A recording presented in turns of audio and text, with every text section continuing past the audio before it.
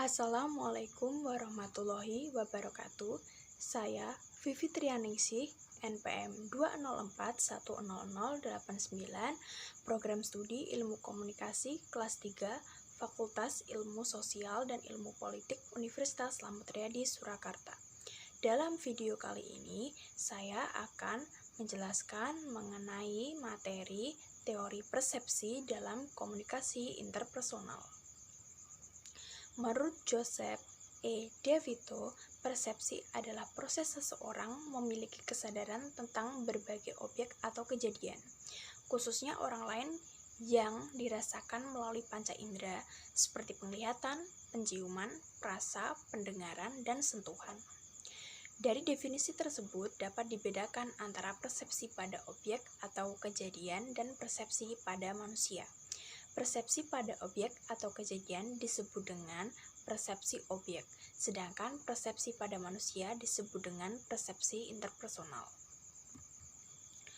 Persepsi interpersonal dipengaruhi oleh beberapa faktor, yaitu faktor situasional dan faktor personal. Faktor situasional merujuk pada berbagai petunjuk eksternal yang dapat diamati, seperti deskripsi verbal, kinesik, wajah, dan paralinguistik.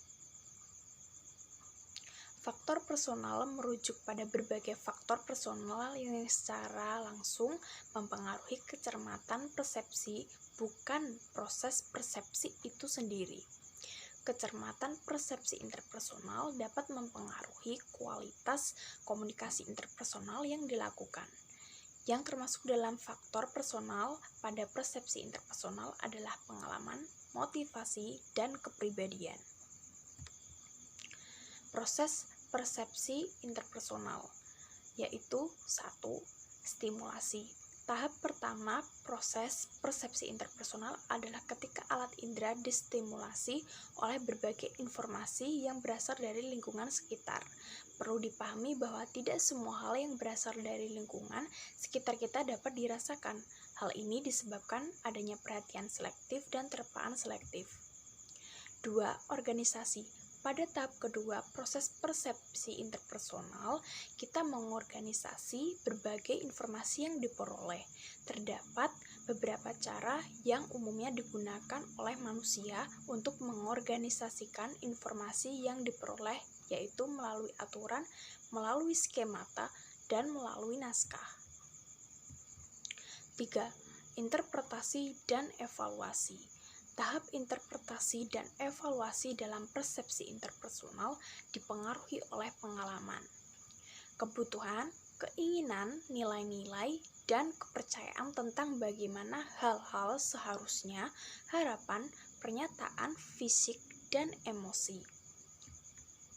4. Memori.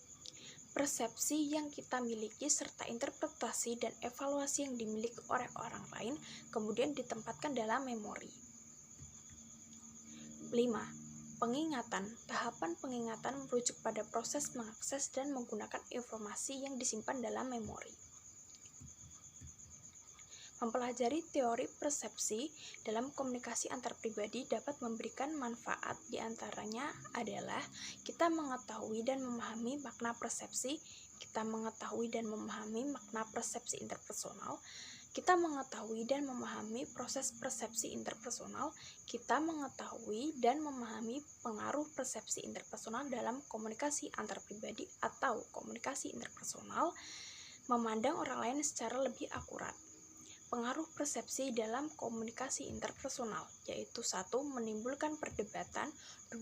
Terjadinya kegagalan penyampaian pesan, 3. Perubahan informasi, 4. Timbulnya komunikasi kurang efektif, 5. Memicu terjadinya perselisihan, 6.